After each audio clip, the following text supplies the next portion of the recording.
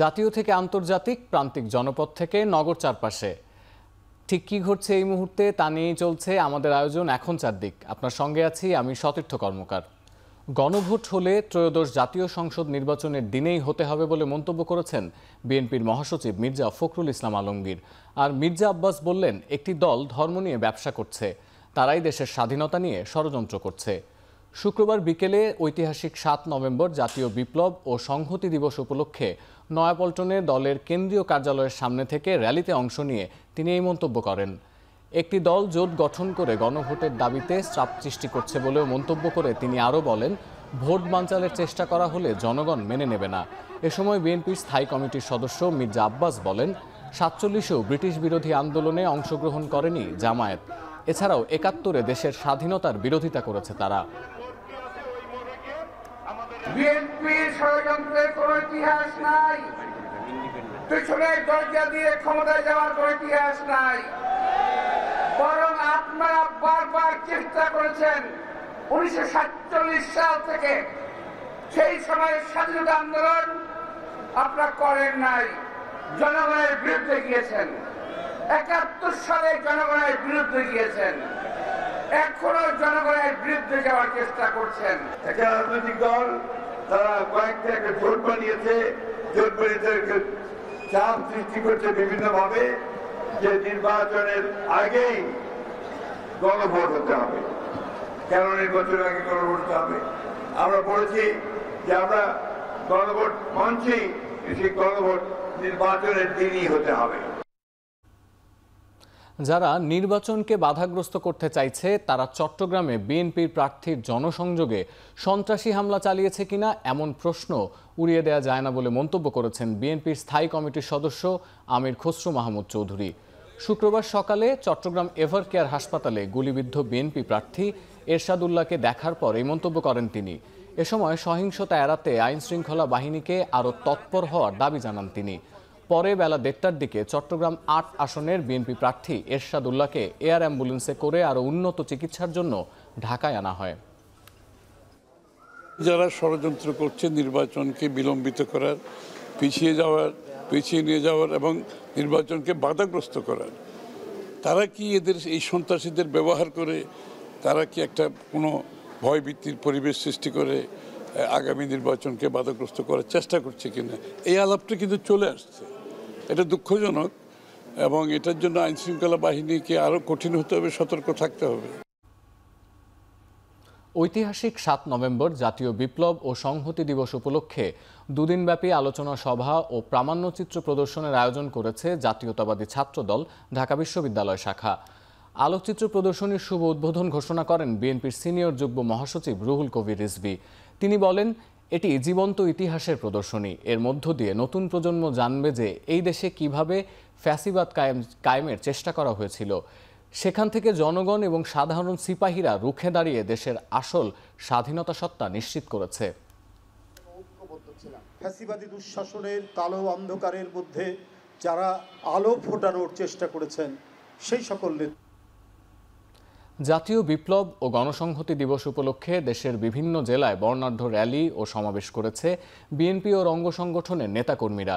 এ সময় সবাইকে ঐক্যবদ্ধ হয়ে বিপ্লব ও সংহতি দিবসের চেতনা নিয়ে সব ষড়যন্ত্র প্রতিহতে নেতাকর্মীদের প্রতি আহ্বান জানান তারা। দিবসটি উপলক্ষে শুক্রবার দুপুরের পর বিভিন্ন ওয়ার্ড থেকে বিএনপির বিভিন্ন অঙ্গ সংগঠনের নেতাকর্মীরা ময়মনসিংহ টাউন হল এসে জড়ো হন। পরে শুরু হয় বর্ণাঢ্য র্যালি। এ সময় নতুন বাজার ঘুরে রেলওয়ে কৃষ্ণচূড়া চত্বরে গিয়ে শেষ হয় র্যালিটি। খুলনায় মিছিল ও সমাবেশ করেছে জেলা ও মহানগর বিএনপির নেতাকর্মীরা। নগরীর শিববাড়ি মোড়ে শুরু হয় মিছিল, পরে নগরীর বিভিন্ন সড়ক ঘুরে রয়্যাল মোড়ে এসে শেষ হয়। একই আয়োজন ছিল বগুড়াতেও। শহরের আলতাফুন্নেসা খেলার মাঠ থেকে র্যালি বের হয়ে শহরের প্রধান সড়ক প্রদক্ষিণ করে। এদিকে খণ্ড খণ্ড মিছিল নিয়ে কুমিল্লা টাউন হল মাঠে যোগ দেন বিএনপি নেতাকর্মীরা। এছাড়া রাজশাহী, নাটোর, চাঁপাইনবাবগঞ্জ সহ দেশের বিভিন্ন জেলায় নানা আয়োজনে পালিত হয়েছে জাতীয় বিপ্লব ও সংহতি দিবস।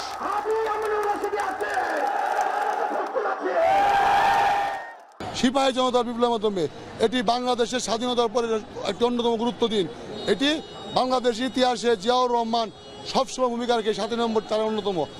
এই জিয়াউর রহমানের জন্যই সারা বাংলাদেশের মানুষ জেগে উঠেছিল। সিপাহী জনতা কঠিন আন্দোলনের মুখে তারা শহীদ প্রেসিডেন্টকে সসম্মানে ছেড়ে দিয়ে পালিয়ে যেতে বাধ্য হয়েছিল। জামায়াতে ইসলামীর আমির ডাক্তার শফিকুর রহমান বলেছেন, তরুণরা কেমন বাংলাদেশ চায় তার মহড়া ছাত্র সংসদ নির্বাচনগুলো। শুক্রবার সকালে ছাত্র শিবির আয়োজিত ডাকসু, জাকসু, রাকসু সহ সব কেন্দ্রীয় ছাত্র সংসদে নির্বাচিত প্রতিনিধিদের সংবর্ধনা অনুষ্ঠানে অংশ নিয়ে তিনি একথা বলেন। ভবিষ্যতের বৃহৎ নেতৃত্বের জন্য তরুণদের প্রস্তুতি নিতে আহ্বান জানান শফিকুর রহমান। অনুষ্ঠানে জামায়াতে ইসলামীর নায়েবে আমির ডাক্তার সৈয়দ আবদুল্লাহ মোহাম্মদ তাহের বলেন, সংস্কার দিয়ে একটি অশুভ শক্তি পরিকল্পিতভাবে জটিলতা সৃষ্টি করছে। সংস্কার নিয়ে যে জটিলতা তৈরি করেছে পরিকল্পিতভাবে, একটি সুষ্ঠু নির্বাচনের জন্য যেই পাটাতন্ত্রের কথা, সেইখানে সমস্যা তৈরি করা হচ্ছে যে ইচ্ছাকৃতভাবেই কোনো একটি অশুভ শক্তি এখনই এটাকে থামিয়ে দেওয়ার জন্য সেই ডাকসু, রাকসু, জাকসু, চাকসু এবং ছাত্র সমাজকে আবার বড় ধরনের ভূমিকা নিয়ে এটাকে থামিয়ে দিতে হবে, স্তব্ধ করে দিতে হবে। তোমাদের হাতে নেতৃত্ব তুলে দিয়ে আমরা পিছন থেকে তোমাদেরকে শক্তি যোগাতে চাই। দেশের ককপিটে তোমাদেরকে বসাতে চাই। তোমরা ককপিটে বসে দেশ পরিচালনা করবা, পিছন থেকে আমরা তোমাদের জন্য দোয়া করব, শক্তি যোগাবো। একটা হস্তিকে তোমরা এই সমাজ থেকে তাড়াতে পেরেছ, তোমাদের নেতৃত্বেই সেটা সফল হয়েছে। তোমাদের নেতৃত্বে ইনশাআল্লাহ আগামী নতুন বাংলাদেশ, বেটার বাংলাদেশ গড়ে উঠবে, এটা আমাদের প্রত্যাশা। জাতীয় নির্বাচনের তফসিল ঘোষণা হলেও গণভোট করতে আইনি বাধা নেই বলে দাবি করেছেন জামায়াতের নায়েবে আমির ডাক্তার আবদুল্লাহ মোহাম্মদ তাহের। ঢাকা মহানগর দক্ষিণ জামায়াত আয়োজিত জাতীয় বিপ্লব ও সংহতি দিবসের আলোচনা সভায় তিনি আরও বলেন, গণভোট জাতীয় নির্বাচনের আগে হলে ৮০% মানুষ সংস্কারের পক্ষে ভোট দিবে। একটি দল সংস্কার চায় না বলেই গণভোট চায় না বলেও মন্তব্য করেন তিনি। তিনি আরও বলেন, বর্তমান সময়ে বিএনপি বড় ও জনপ্রিয় দল হলেও তা জিয়াউর রহমানের সময়ের মতো জনপ্রিয় কিনা তা নিয়ে প্রশ্ন আছে।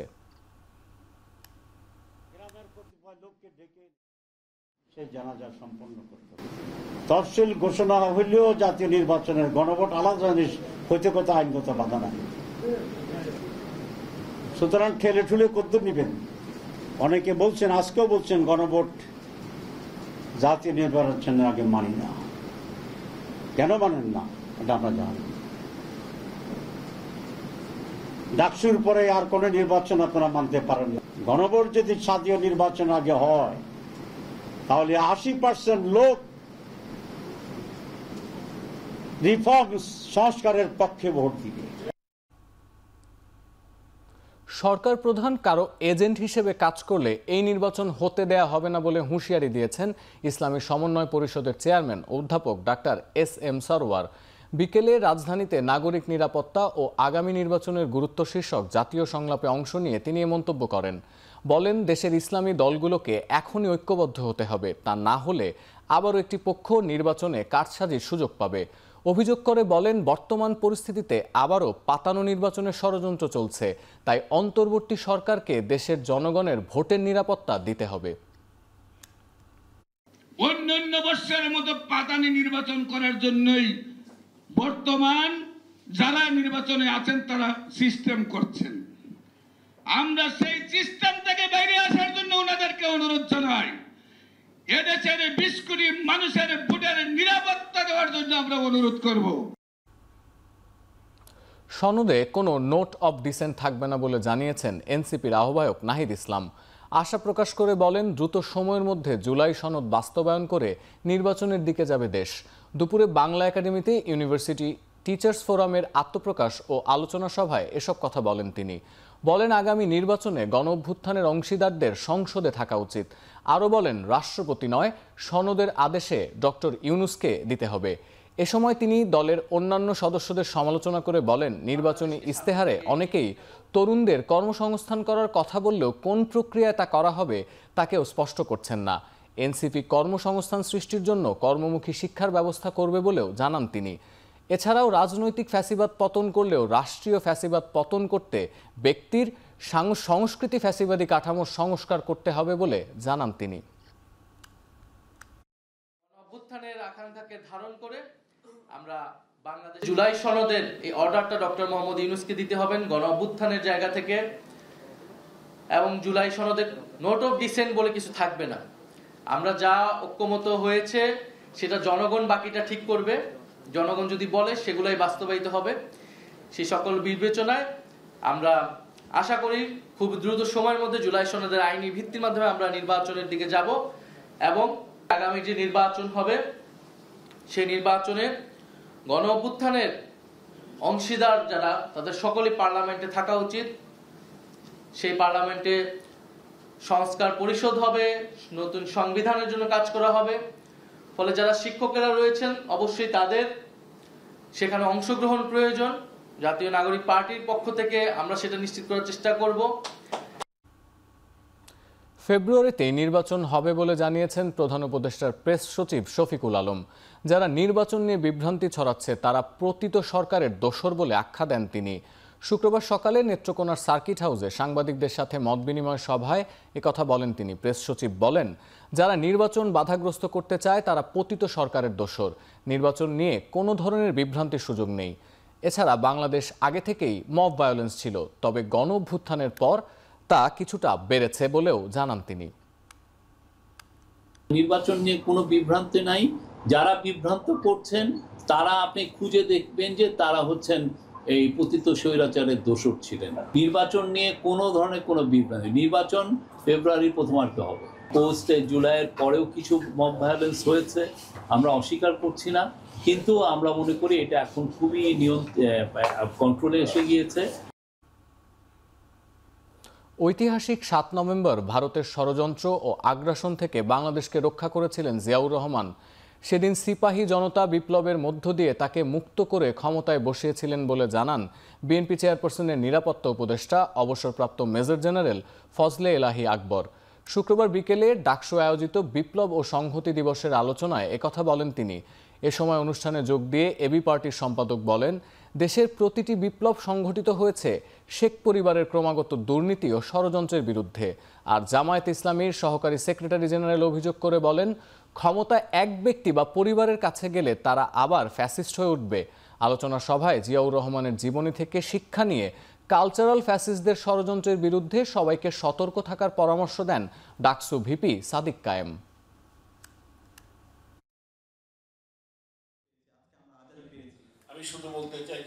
ভারতীয় ন্যারেটিভের মাধ্যমে 3 নভেম্বর আর একটা কুসংগতি হয়, যেটার নেতৃত্বে ছিলেন খালেদ মোশাররফ। অনেকে বলে জেনারেল জিয়া ক্ষমতা দখল করেছেন। নো, সিপাহী জনতা ওনাকে অন্তরীণ থেকে বের করে সিংহাসনে বসিয়েছেন, তো উনি ক্ষমতা দখল করেন নাই। That is the hard reality and I watch for it and I am witness to it. আজাদের শত্রু একইভাবে প্রমাণিত হয়েছে। শেখ মুজিব, শেখ পরিবার, আওয়ামী লীগ, দিল্লির গোলামরা পরাজিত হয়েছে, এবং প্রেসিডেন্ট জিয়াউর রহমানের মতো এরকম আরও যারা শহীদ হয়েছেন সেই রকম আজাদির পক্ষের মানুষরা এসে তখন দায়িত্ব নিয়েছেন। সেই কালচারাল ফ্যাসিস্টরা যারা বাংলাদেশে ফ্যাসিবাদ কায়েমে সহযোগিতা করেছে, যারা বাংলাদেশে গুম, খুন, আইনাগর, শাহবাগ কায়েম করার মাধ্যমে কালচারাল ফ্যাসিবাদের বিরুদ্ধে আমাদের লড়াই সংগ্রাম জারি রাখতে হবে। তারা এই জাতীয় শত্রু। বাংলাদেশের ভবিষ্যতে যদি কোনো সংকট তৈরি হয় এই কালচারাল ফ্যাসিস্টরাই করবে। ফরিদপুরের বোয়ালমারীতে বিএনপির 2 পক্ষের মধ্যে সংঘর্ষ হয়েছে। সংঘর্ষে 3 পুলিশ সদস্য সহ অন্তত 23 জন আহত হয়েছেন। শুক্রবার বিকেল 3টার দিকে বোয়ালমারী জেলার কৃষক দলের সহসভাপতি খন্দকার নাসিরুল ইসলাম এবং একই উপজেলার বিএনপির সাবেক যুগ্ম সম্পাদক শামসুদ্দিন মিয়া ঝুনুর সমর্থকদের সংঘর্ষের ঘটনা ঘটে। সংঘর্ষে ওয়াবদার মোড়ে বিএনপির একটি পক্ষের কার্যালয়ে হামলা চালিয়ে ভাঙচুর করা হয়। আগুন দেয়া হয় হারুন শপিং কমপ্লেক্সের সামনে থাকা অন্তত 10টি মোটরসাইকেলে। তবে পরিস্থিতি এখন নিয়ন্ত্রণে রয়েছে বলে জানিয়েছেন বোয়ালমারী থানার ভারপ্রাপ্ত কর্মকর্তা মাহমুদুল হাসান। চট্টগ্রামে গেল দুদিনে 3টি গোলাগুলির ঘটনায় জড়িত 6 জনকে গ্রেফতার করেছে র্যাব, যাদের মধ্যে নগরীর বায়োজিদে বিএনপি কর্মীর নির্বাচনী জনসংযোগে গুলি করে সরোয়ার বাবলাকে হত্যার ঘটনায় জড়িত 2 জন রয়েছেন। এদিকে হত্যার ঘটনার দুদিন পরে 7 জনের নাম উল্লেখ সহ 16 জনকে আসামি করে মামলা করেছে সরোয়ার বাবলার পরিবার। শুক্রবার দুপুরে সংবাদ সম্মেলনে র্যাব জানায়, সম্প্রতি চট্টগ্রাম নগরীতে গোলাগুলির ঘটনায় অভিযান শুরু করে তারা। পরে র্যাবের জালে ধরা পড়ে রাউজান হত্যা ও সহিংসতার মূল হোতা ইশতিয়াক চৌধুরী অভিসহ 6 জন। আটককৃতদের কাছ থেকে উদ্ধার করা হয় 4 রাউন্ড গুলিসহ একটি বিদেশি পিস্তল। অস্ত্রসহ আটক ইশতিয়াক রাউজানের ঘটনায় সরাসরি জড়িত। গ্রেফতারের পাশাপাশি অন্য কোনো পক্ষ এসব ঘটনায় জড়িত আছে কিনা তা খতিয়ে দেখছে র্যাব। এছাড়া সন্ত্রাসীরা ব্যক্তি স্বার্থ এবং আধিপত্য বিস্তারের লক্ষ্যে এসব ঘটনা ঘটাচ্ছে বলে জানানো হয় প্রেস ব্রিফিংয়ে। উক্ত ঘটনার প্রেক্ষিতে ভিকটিমদের কাছ থেকে আমরা তথ্য সংগ্রহ করি এবং তাদের জবানবন্দি থেকে প্রাপ্ত তথ্যের উপর ভিত্তি করে প্রধান আসামি ইশতিয়াক চৌধুরী সহ জ্যাকি ও জনি নামে আরও 2 জনকে, মোট 3 জনকে আমরা একটি বিদেশি পিস্তল, একটি ম্যাগাজিন ও 4 রাউন্ড তাজা অ্যামুনেশন সহ গতকাল রাত্রে গ্রেপ্তার করতে সক্ষম হয়েছি। নির্বাচনকে কেন্দ্র করে স্পেসিফিকভাবে এরকম করে কেউ কোনো জবানবন্দি বা স্বীকারোক্তি দেয়নি যে তারা নির্বাচনের পরিবেশ ঘোলাটে করার জন্যই এটা করছে। বাট অবশ্যই নির্বাচনের আগে এই ধরনের কার্যক্রম একটা শঙ্কার বিষয়। আমরা সর্বোচ্চ চেষ্টা করছি এগুলো প্রশমনের জন্য। সংস্কারের বিরুদ্ধে গিয়ে অনেকে মুজিববাদী রাজনীতিকে প্রাসঙ্গিক করে তুলছে বলে মন্তব্য করেন জনপ্রশাসন ও স্থানীয় সরকার উপদেষ্টা আসিফ মাহমুদ সজীব ভুঁইয়া। বলেন, নতুন রাজনৈতিক বন্দোবস্ত খুবই জনপ্রিয় শব্দ, কিন্তু কয়েকটা পপুলিস্ট কাজ করলেই নতুন রাজনৈতিক বন্দোবস্ত আসবে না। শুক্রবার বিকেলে নভেম্বর থেকে জুলাই বিপ্লব থেকে বিপ্লব শীর্ষক আলোচনা সভায় অংশ নিয়ে তিনি এসব বলেন। এ সময় তিনি আরও বলেন, বিচারের অগ্রগতি হচ্ছে, 13 নভেম্বর একটি রায় হওয়ার কথা। ফ্যাসিবাদী শক্তি এজন্য লকডাউন ডেকেছে বলেও মন্তব্য করেন তিনি। এ সময় রাষ্ট্রচিন্তক ফরহাদ মজহার বলেন, সংবিধান অনুযায়ী অন্তর্বর্তী সরকারের বৈধতা নেই, এ সরকার নির্বাচন আয়োজন করবে কিভাবে, প্রশ্ন তার।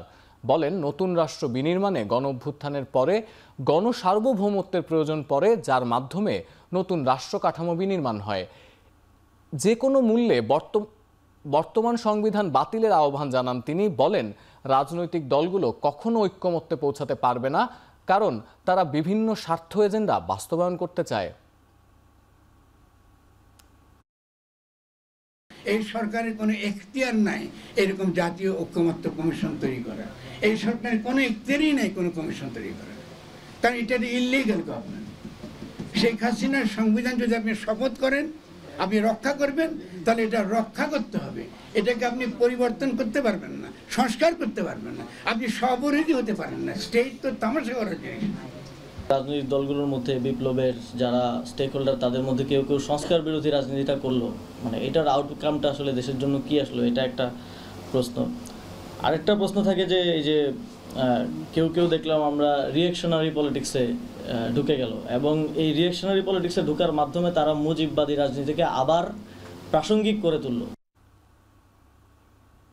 রাজধানীর ফার্মগেটের খামারবাড়ি এলাকায় বেপরোয়া প্রাইভেট কার ফুটপাতে উঠে যায়, এতে আহত হয় বেশ কয়েকজন। এদের মধ্যে 2 জনের অবস্থা আশঙ্কাজনক।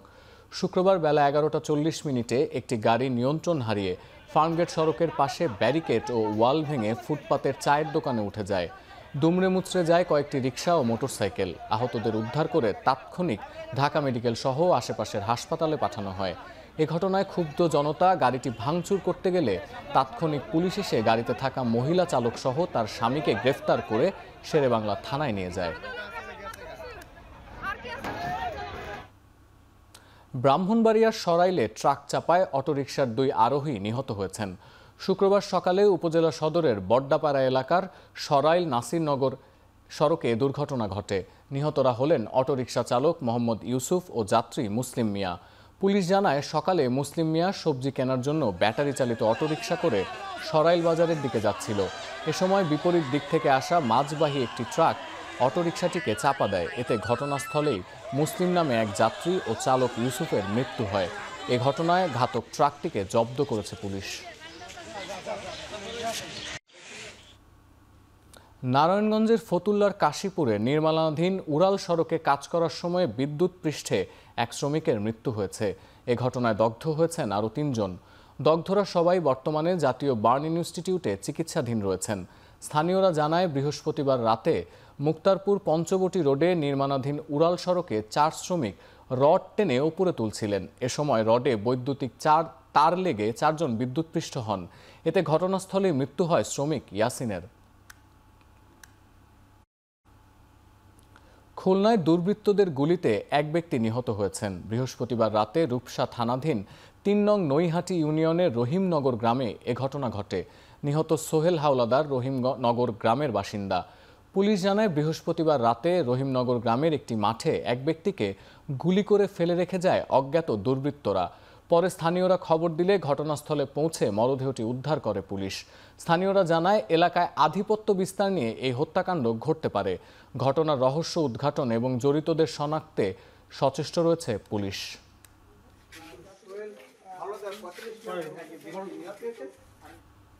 রাঙামাটি জেনারেল হাসপাতালের চেঞ্জিং রুম থেকে সাথী বড়ুয়া নামের এক নার্সের ঝুলন্ত মরদেহ উদ্ধার করেছে কোতোয়ালি থানা পুলিশ। স্বজনদের দাবি এটি পরিকল্পিত হত্যাকাণ্ড।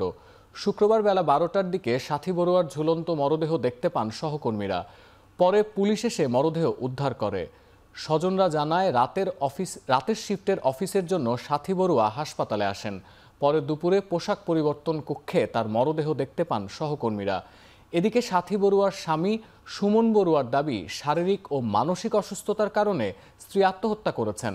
তবে সাথীর স্বজনদের দাবি হাঁটু মাটিতে লাগানো অবস্থায় তার মরদেহ ঝুলিয়ে রাখা হয়েছে, এটা আত্মহত্যা হতে পারে না। গাজীপুরের শ্রীপুরে যৌথ বাহিনীর অভিযানে অস্ত্র ও সরঞ্জাম সহ 7 জনকে আটক করার ঘটনায় সামাজিক মাধ্যমে বিভ্রান্তিকর তথ্য প্রচারের অভিযোগ তুলেছে সেনাবাহিনী।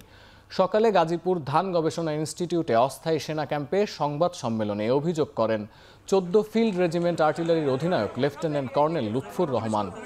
ব্রিফিংয়ে জানানো হয় আটকদের বিরুদ্ধে একাধিক ডাকাতি ও অস্ত্র মামলা এবং কিছু মামলার ওয়ারেন্ট জারি আছে। তবে তাদের গ্রেফতারকে রাজনৈতিক রূপ দিয়ে সামাজিক মাধ্যমে অপপ্রচার চালানো হচ্ছে। সেনাবাহিনী কোনো ব্যক্তি বা দলের পক্ষে নয় জানিয়ে অপপ্রচারে জড়িতদের বিরুদ্ধে আইনানুগ ব্যবস্থা নেওয়ার কথাও জানানো হয় সংবাদ সম্মেলনে। ভারতের আগ্রাসী নীতির প্রতিবাদে 4 দফা দাবিতে 48 ঘণ্টাব্যাপী লং মার্চ কর্মসূচি শুরু করেছে আইনজীবীদের সংগঠন ভয়েস অব লয়ার্স বাংলাদেশ। শুক্রবার সকালে প্রেস ক্লাবের সামনে সংক্ষিপ্ত সমাবেশে লং মার্চ যাত্রা শুরু করে সংগঠনটি। বক্তারা বলেন, সীমান্তে বাংলাদেশি নাগরিকদের গুলি করে হত্যা করে ভারত তার আগ্রাসী ও হিংস্র নীতির নির্মম চেহারা প্রকাশ করছে। এছাড়া পার্বত্য চট্টগ্রামে সশস্ত্র গোষ্ঠীকে উস্কে দিয়ে বাংলাদেশকে অস্থিতিশীল করার চেষ্টা চালাচ্ছে দেশটি। 48 ঘণ্টার এই লং মার্চ সুপ্রিম কোর্ট প্রাঙ্গণ থেকে শুরু করে গাজীপুর, টাঙ্গাইল, সিরাজগঞ্জ, নাটোর, রাজশাহী ও চাঁপাইনবাবগঞ্জ হয়ে সোনা মসজিদ সীমান্তে কর্মসূচির সমাপ্ত হবে।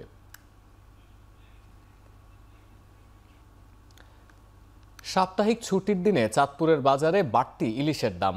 1 কেজি ওজনের ইলিশ মাছ বিক্রি হচ্ছে 2500 টাকায়। শুক্রবার সকাল থেকে চাঁদপুর বড় স্টেশন মাছঘাটে ইলিশের চাহিদা বেশি থাকলেও সরবরাহ পর্যাপ্ত না থাকায় বাড়তি দামে বিক্রি হয় মাছ। নদীতে মাছ ধরার নিষেধাজ্ঞা তুলে নেওয়ার পর কেজিতে 300 থেকে 400 টাকা পর্যন্ত বেড়ে বিক্রি করা হচ্ছে মাছ। বাজারে 1 কেজি ওজনের মাছ বিক্রি হচ্ছে 2700 টাকায়। এছাড়া 600 থেকে 900 গ্রাম ওজনের ইলিশ কেজি প্রতি 1800 থেকে 2200 টাকা। আর 400 থেকে 600 গ্রাম ওজনের ইলিশ কেজি প্রতি বিক্রি হচ্ছে 600 থেকে 900 টাকায়।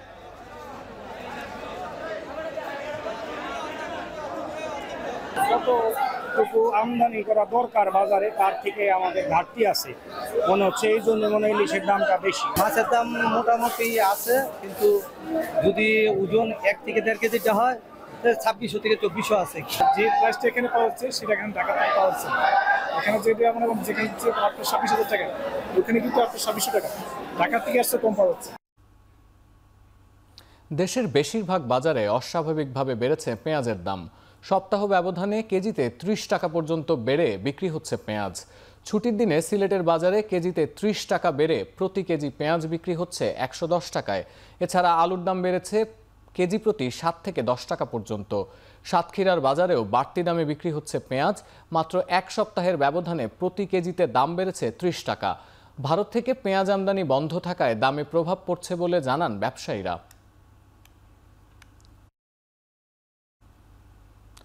ভূমি অধিগ্রহণের দীর্ঘসূত্রিতা সহ নানা জটিলতা কাটিয়ে পাবনার নগরবাড়ি নৌবন্দর নির্মাণ কাজ শেষে উদ্বোধন হতে যাচ্ছে শনিবার, যার উদ্বোধন করবেন নৌ পরিবহন মন্ত্রণালয়ের উপদেষ্টা এম সাখাওয়াত হোসেন। ৫৬৩ কোটি টাকা ব্যয় ধরে ৩৬ একর জায়গার ওপর ২০১৮ সালে বেড়া উপজেলার নয়নবাড়ি ঘাটে যমুনা নদীর পাড়ে শুরু হয় নদীবন্দর নির্মাণের কর্মযজ্ঞ। ৪ বছর মেয়াদী প্রকল্পের কাজ শেষ হওয়ার কথা ছিল ২০২২ সালের জুনে। তবে ভূমি অধিগ্রহণের দীর্ঘসূত্রিতা সহ নানা জটিলতা থাকায় মেয়াদ বাড়ানো হয় ২ বার। আধুনিক সুযোগ সুবিধা সম্মিলিত এই নৌবন্দরে তৈরি হয়েছে ৩৬০ মিটার কংক্রিটের জেটি টার্মিনাল, ওয়ারহাউস, গোডাউন সহ দ্রুততম সময়ে পণ্য লোড আনলোডের সকল সুব্যবস্থা। প্রকল্পটি উদ্বোধনের মধ্য দিয়ে ব্যবসা বাণিজ্যে প্রসারের পাশাপাশি পাল্টে যাবে এলাকার চিত্র। এবার দেশের বাইরের খবর। তেহরান শান্তি চায়, তবে দেশটি পরমাণু ও ক্ষেপণাস্ত্র কর্মসূচি বাতিলে আন্তর্জাতিক কোনো চাপের কাছে মাথা নত করবে না বলে জানিয়েছেন ইরানের প্রেসিডেন্ট মাসুদ পেজেশকিয়ান। তেহরানে একটি বৈঠকে অংশ নিয়ে পেজেশকিয়ান জানান, আন্তর্জাতিক কাঠামোর আলোকে আলোচনায় বসতে প্রস্তুত তারা, কিন্তু জোরপূর্বক কোনো কিছু চাপিয়ে দিতে চাইলে ইরান তা সহ্য করবে না বলেও জানান তিনি।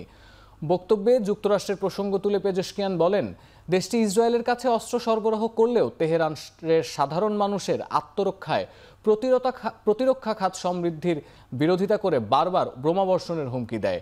জুনে ইরানের ভূখণ্ডে ইসরায়েল ও যুক্তরাষ্ট্র হামলা চালানোর আগে পরমাণু ইস্যুতে ৫ দফা বৈঠকে বসে তেহরান ও ওয়াশিংটন। ফিলিপিন্সের পর প্রতিবেশী ভিয়েতনামে তাণ্ডব চালিয়েছে শক্তিশালী টাইফুন কালমায়েগি।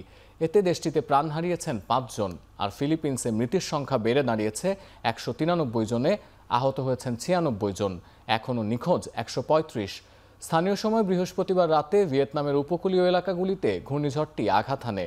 এতে ক্ষতিগ্রস্ত হয় ঘরবাড়ি, গাছপালা উপড়ে গিয়ে বিদ্যুৎ সংযোগ বিচ্ছিন্ন হয়ে পড়ে। ভারী বৃষ্টিপাতের ফলে সৃষ্টি হয় বন্যা পরিস্থিতি। বৃষ্টি অব্যাহত থাকার পূর্বাভাস দিয়েছে কর্তৃপক্ষ।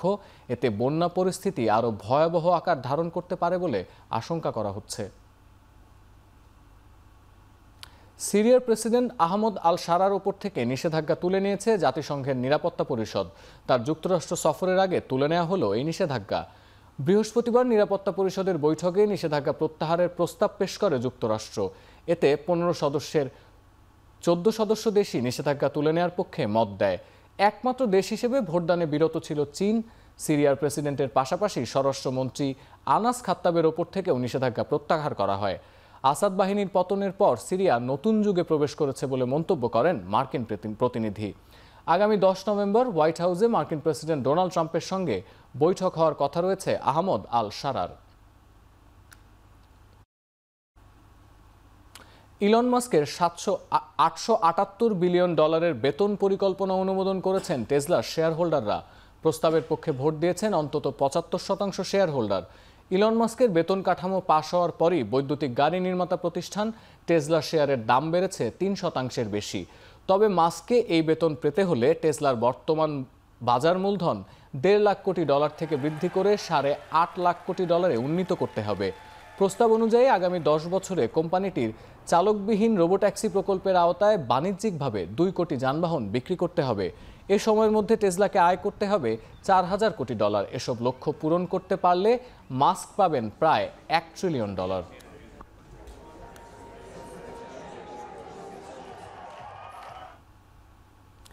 আগামী বছরে ভারত সফরে আসতে পারেন মার্কিন প্রেসিডেন্ট ডোনাল্ড ট্রাম্প। প্রধানমন্ত্রী নরেন্দ্র মোদীর সঙ্গে বাণিজ্য ইস্যুতে আলাপের সময় বিষয়টি উঠে আসে। ট্রাম্প জানান, বাণিজ্য নিয়ে ভারতের প্রধানমন্ত্রীর সঙ্গে ফলপ্রসূ আলোচনা হয়েছে। এ সময় তিনি মোদীকে আবারও তার ঘনিষ্ঠ বন্ধু বলে অবহিত করেন। মার্কিন প্রেসিডেন্টের দাবি, যুক্তরাষ্ট্রের শর্ত মেনে রাশিয়া থেকে জ্বালানি তেল কেনা বন্ধ করেছে ভারত। তাই তাদের সঙ্গে শুল্ক ও বাণিজ্য চুক্তি এগিয়ে নেওয়ার ব্যাপারে আগ্রহ দেখাচ্ছে ওয়াশিংটন। দুই দেশের বাণিজ্য সম্পর্ক জোরদার করার চলমান প্রচেষ্টার অংশ হিসেবে আগামী বছর ভারত সফরেও আসবেন বলে জানিয়েছেন ট্রাম্প। গেল সপ্তাহে হোয়াইট হাউস জানিয়েছিল, মোদির সঙ্গে নিয়মিত যোগাযোগ অব্যাহত রেখেছেন ডোনাল্ড ট্রাম্প।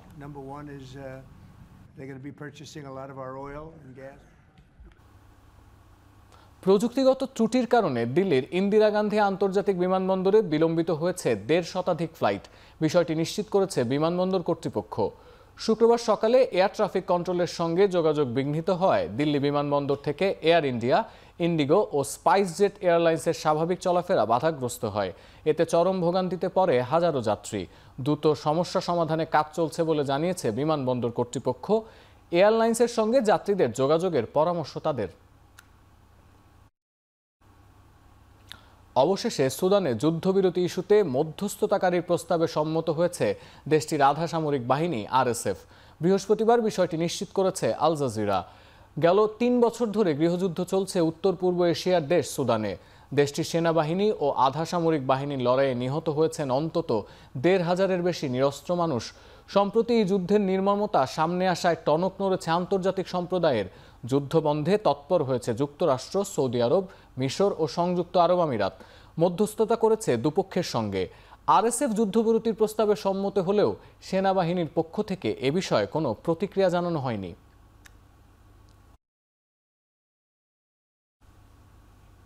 জাপানে জাদুঘরের বাইরে দেখা গেল একটি ভাল্লুককে। বুধবার স্থানীয় সময় ভোরে দেশটির উত্তরাঞ্চলের ছোট্ট শহর আকিতার ওই জাদুঘরের CCTV ফুটেজে ধরা পড়ে এই দৃশ্য। ওই সময় জাদুঘর বন্ধ থাকায় কোনো অপ্রীতিকর ঘটনা ঘটেনি।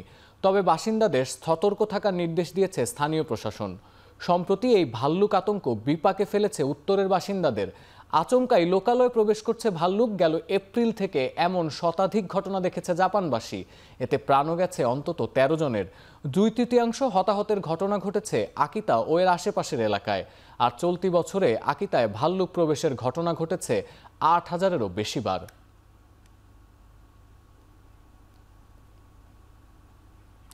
গ্লোয়িং রোজ নামে দুর্লভ একটি গোলাপি হিরে নিলামে তুলতে যাচ্ছে সোথবিস।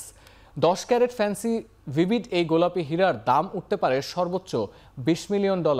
সুইজারল্যান্ডের জেনেভায় ম্যান্ডারিন ওরিয়েন্টাল হোটেলে আগামী 12 নভেম্বর নিলামে উঠবে গ্লোয়িং রোজ। 2023 সালে অ্যাঙ্গোলার একটি খনি থেকে হীরাটি সংগ্রহ করা হয়। আয়োজকদের ধারণা, নিলামে বিক্রির পর সংবাদ মাধ্যমের শিরোনাম হবে এই গোলাপি হীরা গ্লোয়িং রোজ। সম্প্রতি বিস্ফোরক অভিযোগ করেছেন জাতীয় দলের সাবেক অধিনায়ক জাহানারা আলম। একটি ইউটিউব চ্যানেলে দেওয়া সাক্ষাৎকারে জাতীয় দলে খেলার সময় যৌন হয়রানির শিকার হওয়ার কথা জানিয়েছেন তিনি। জাহানারা দাবি করেছেন জাতীয় দলে খেলার সময় সাবেক নির্বাচক মঞ্জুরুল ইসলাম মঞ্জু ও প্রয়াত নারী দলের ইনচার্জ তৌহিদ মাহমুদের কাছে যৌন হয়রানির শিকার হয়েছেন। জাতীয় দলের কয়েকজন সতীর্থর বিরুদ্ধেও অভিযোগের আঙুল তুলেছেন জাহানারা। এদিকে অভিযোগ তদন্তে কমিটি গঠনের সিদ্ধান্ত নিয়েছে বিসিবি। এক সংবাদ বিজ্ঞপ্তিতে সংস্থাটি জানায়, তদন্ত কমিটি 15 কর্মদিবসের মাঝে প্রতিবেদন ও সুপারিশ জমা দেবে। এছাড়া অভিযোগের বিষয়ে জাহানারার পাশে থাকার আশ্বাস দিয়েছে কোয়াব। নারী ক্রিকেটের জাতীয় পর্যায় থেকে শুরু করে সব পর্যায়ে এ ধরনের ঘটনা আরও গভীরভাবে খতিয়ে দেখার দাবি জানিয়েছে ক্রিকেটারদের এই সংগঠন।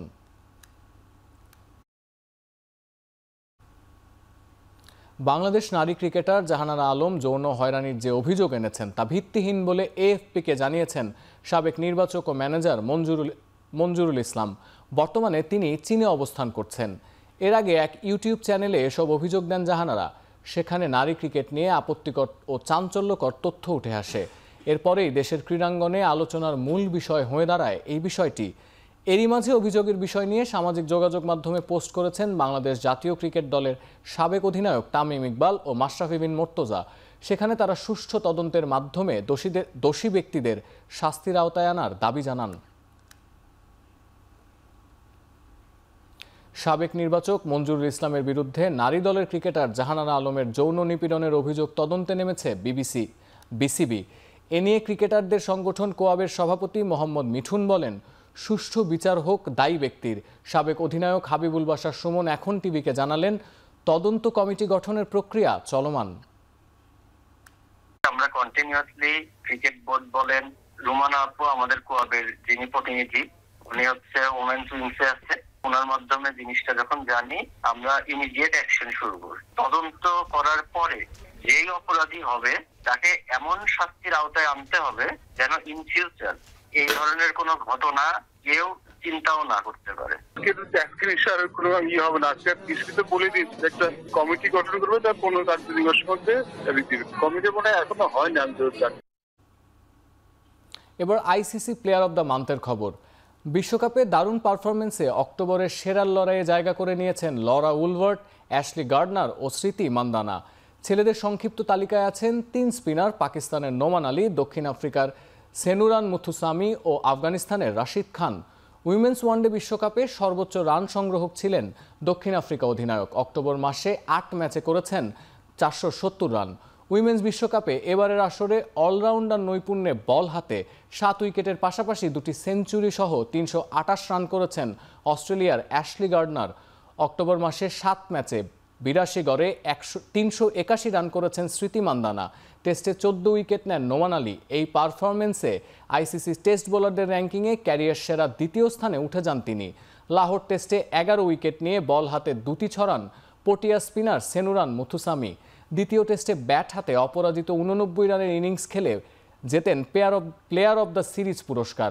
বাংলাদেশের বিপক্ষে 3 ম্যাচের ওয়ানডে সিরিজে 11 উইকেট ও 5টি টি20তে 9 উইকেট নিয়ে ম্যাচ সেরার দৌড়ে আছেন রশিদ খানও।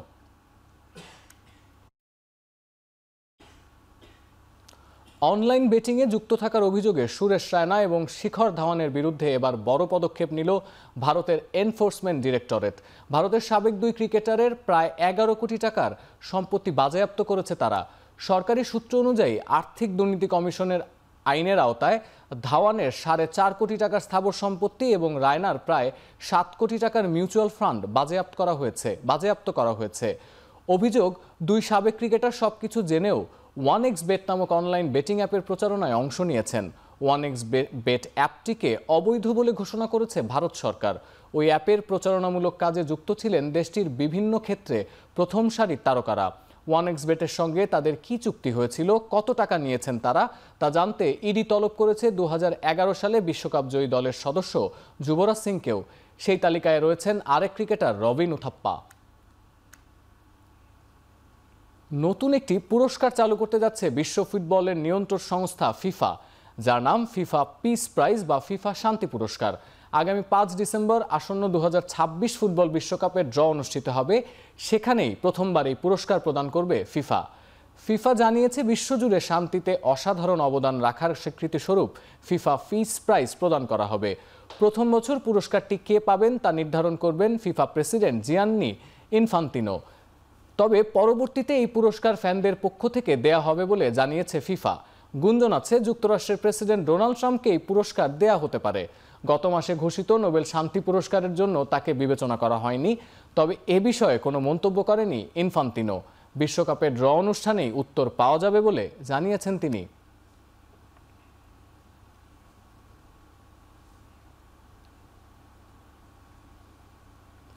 নভেম্বরে ফিফা উইন্ডোতে একটি প্রীতি ম্যাচ খেলবে আর্জেন্টিনা। আসন্ন ম্যাচের জন্য স্কোয়াড ঘোষণা করেছেন আর্জেন্টিনার কোচ লিওনেল স্কালোনি। আগামী 14 নভেম্বর আফ্রিকার দেশ অ্যাঙ্গোলার বিপক্ষে খেলতে নামবে আর্জেন্টিনা। তুলনামূলক কম গুরুত্বপূর্ণ হওয়ায় আসন্ন এই ম্যাচের জন্য ঘোষিত স্কোয়াডে দেশটির ঘরোয়া লিগে খেলা কাউকে ডাকা হয়নি। লিওনেল মেসিকে অধিনায়ক রেখেই দল সাজিয়েছেন স্কালোনি। অভিজ্ঞদের মাঝে Rodrigo de Paul, Romero, Julian Alvarez, Lautaro Martinez, Otamendi, Lo সেলসোরা আছেন। প্রথমবারের মতো জাতীয় দলে ডাক পেয়েছেন জোয়াকিন পানিচেল্লি, জিয়ান লুকা এবং ম্যাক্সিমো পেরোনে। এছাড়া ফিরছেন ভ্যালেন্টিন বার্কো।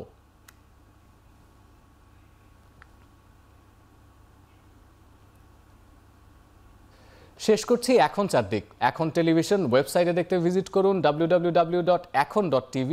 এছাড়া ফেসবুকে দেখতে ভিজিট করুন facebook.com/tv.ekhon। আর ইউটিউবে দেখতে ভিজিট করুন youtube.com/c/ekhon tv।